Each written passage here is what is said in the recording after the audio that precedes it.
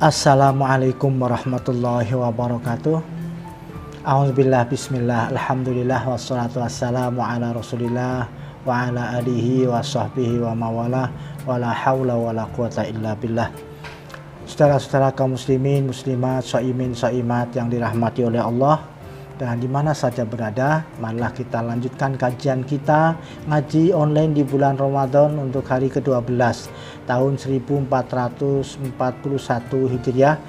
Senantiasa berharap mudah-mudahan ilmu yang kita dapati betul-betul merupakan ilmu yang barokah, ilmu yang manfaat, yang dapat meningkatkan kualitas ibadah kita di hadapan Allah Subhanahu wa Ta'ala. Bapak Ibu, saudara-saudara kaum muslimin muslimat, shaimin shaimat yang berbahagia, setelah pada sesi sebelumnya kami telah menguraikan tentang hak-hak suami istri, maka hari ini kita akan bicara tentang tanggung jawab dan kewajiban seorang suami terhadap keluarganya. A'udzubillahi minasyaitonirrajim. Bismillahirrahmanirrahim. Qala al-musannifu rahimahullah wa nafa'ana bihi wa bi'ulumihi fid dharaini amin ya mujibas sa'ilin. Qala dawu sapa Allah Ta'ala, Gusti Allah Ta'ala fi surat Tahrim, dalam surat Tahrim. A'udzu billahi minasyaitonir rajim. Ya ayyuhalladzina amanu qu anfusakum wa ahlikum naro. Ya ayyuhalladzina ha eling-eling wong akeh amanu kang padha iman sapa alladzin ai aqarru kang padha ngakoni sapa alladzin bil imani kelawan iman.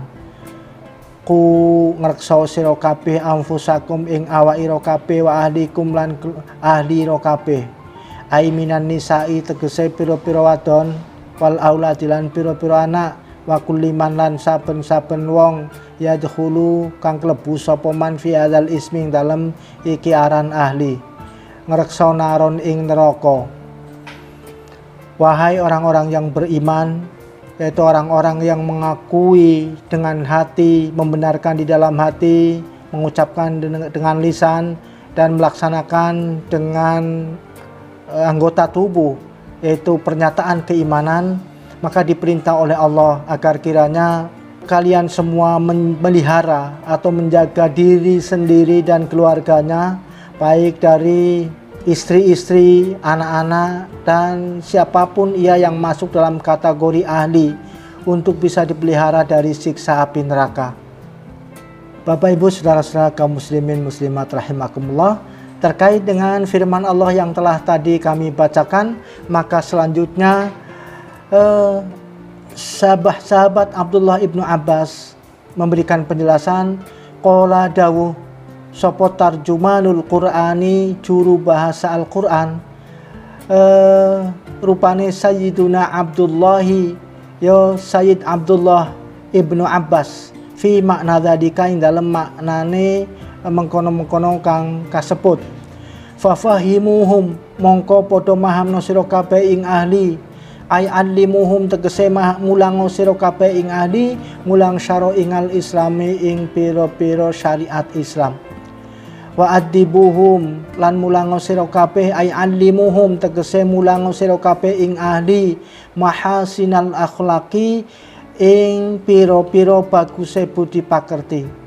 Wakila lan den dawaken inna asyaddan nasi, sak temene luwih banget-bangete menungso apane azaban siksane yaumal qiyamati besok ing dalem dina kiamat iku man wong jahala kang bodohaken sapa man ahlahu ing ahline man. Penjelasan sahabat Abdullah ibnu Abbas terkait dengan ayat yang telah kami bacakan tadi. Ku anfusakum artinya bahwa kita semua diharuskan, diwajibkan untuk memahamkan keluarga, mengajari keluarga tentang hukum-hukum syariat Islam, dan wa'adibuhum, kemudian mengajari dia budi pekerti, yaitu akhlak-akhlak yang bagus. Karena dikatakan bahwa inna asyaddan nasi azaban yaumal qiyamah man jahala ahlahu, itu siksa yang paling berat besok di hari kiamat manusia adalah manusia-manusia atau orang yang membodohkan keluarganya, tidak dikenalkan dengan pendidikan agama, tidak dikenalkan dengan pendidikan akhlak di dalam beragama itu.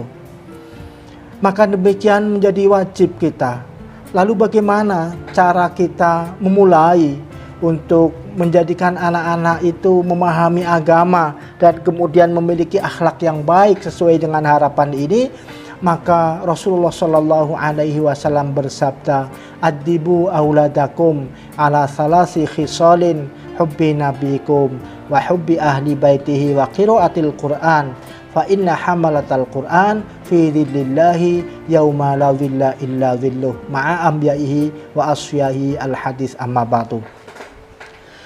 Ajari anak-anak kalian 3 perkara. Yang pertama, ajari untuk mencintai nabimu. Yang kedua, ajari untuk mencintai keluarga nabimu. Yang ketiga, ajari dia baca Al-Quran, karena orang yang menjadi hamilul Quran, yang mencintai Al-Quran, ahli membaca Al-Quran, menghafal Al-Quran, bahkan melaksanakan nilai-nilainya dalam kehidupan sehari-hari, maka kelak dia akan dibersamakan dengan orang-orang terkasih pilihan Allah, yaitu para nabi dan orang-orang terkasihnya. Mudah-mudahan kita dan keluarga akan mendapati maunah masuk dalam wilayah hadis ini.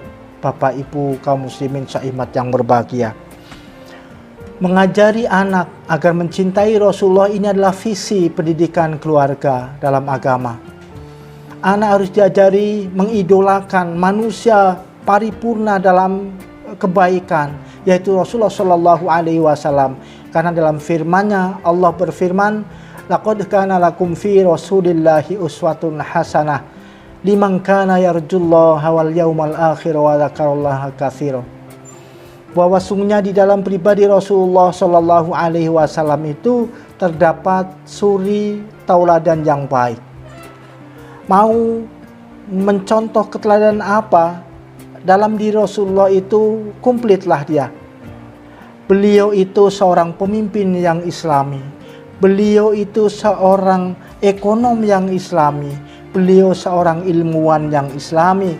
Beliau itu seorang seorang fakir yang islami. Maka kemudian kalau kita mengidolakan Rasulullah, tergantung Allah berkenan mentakdirkan keluarga kita, anak-anak kita itu akan menjadi pemimpin, menjadi ekonom, menjadi ilmuwan. Ini diharapkan semuanya akan mencontoh keteladanan dari Rasulullah Shallallahu Alaihi Wasallam. Kemudian yang kedua adalah setelah kita tahu visi pendidikan keluarga harus dicetak seperti akhlaknya Rasulullah, maka kemudian misinya adalah kita harus menjadikan keluarga itu seperti keluarganya Rasulullah Shallallahu Alaihi Wasallam. Dalam kaitan ini, Rasulullah Shallallahu Alaihi Wasallam bersabda, "Idza aradallahu bi ahli baitin khairan, faqahahum fid din, wa waqara saghiruhum kabirahum, warifqa fi ma'isyatihim, wal qasda fi nafaqatihim, fabassarahum uyubahum fayatubu minha." Apabila Allah berkenan untuk menjadikan keluarga itu baik, maka ciri keluarga itu adalah faham agama. Ada tradisi keberagaman yang baik, baik dari sisi ilmu dan implementasinya dalam keluarga itu. Yang kedua adalah tradisi akhlakul karimah, di mana seorang yang tua itu mengasihi orang-orang yang di bawahnya, dan orang-orang yang di bawahnya menghormati, ta'zim kepada orang tuanya, saling asih, asah dan asuh. Kemudian yang ketiga adalah mendapati rezeki yang halal.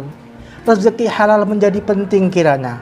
Rezeki banyak tetapi tidak halal akan menodai keluarga yang sakinah mawaddah warahmah, menjadi porak-porandakan keharaman rezeki itu. Kemudian rezeki yang halal kalaupun sedikit akan menjadikan terpelihara dan konsisten dalam kondisi keluarga yang sakinah mawaddah warahmah. Kemudian berikutnya adalah ekonominya terencana dengan baik. Ekonomi terencana dengan baik ini adalah prinsip konangah yang harus kita tanamkan, yaitu mensyukuri apa yang ada, mensyukuri yang telah dikaruniakan oleh Allah Subhanahu wa Ta'ala dengan rasa bahagia dan syukur atas segalanya. Fa insyaallah ini adalah mental kaya, yaitu orang-orang yang cerdas di dalam memahami kekayaan diri, bukan karena faktor banyaknya, tetapi kecerdasan batin kita memahami kekayaan diri kita itu. Terus kemudian fabassarahum uyubahum fayatubu minha. Jangan heran, sebaik apapun itu keluarga, tetapi Allah Subhanahu wa Ta'ala akan terus berkenan menguji, itu dengan cara memperlihatkan aib keluarga itu agar menjadi stimulan, agar kiranya yang baik terus ditingkatkan dan yang buruk itu menjadi bahan muhasabah, sehingga keluarga itu makin hari akan menjadi baik, makin hari makin bermartabat dalam pandangan manusia dan pandangan Allah Subhanahu wa Ta'ala. Kemudian yang terakhir, ajari dia anak-anak kita ini Al-Quran, karena Al-Quran itulah yang akan menjadikan manusia itu menjadi manusia yang soleh. Karena ketika di dalam dadanya itu ada Al-Quran, maka cara berpikir, berucap, dan berperilaku dalam keseluruhan kehidupannya itu akan betul-betul menjadi akhlak yang Qur'ani. Mudah-mudahan cara inilah menjadi bagian tip untuk bisa melaksanakan apa yang dikehendaki Allah. Ya ayyuhalladzina amanu qu anfusakum wa ahlikum naro. Mudah-mudahan Allah Subhanahu wa Ta'ala memberikan maunah kepada kita sehingga kita dapat melaksanakan pesan firman Allah tadi. Mudah-mudahan hari ini puasa kita diterima bersama dengan mendapati ilmu yang manfaat, ilmu yang barokah. Kurang lebihnya mohon maaf. Wallahul muwafiq ila aqwamit thoriq. Wassalamualaikum warahmatullahi wabarakatuh.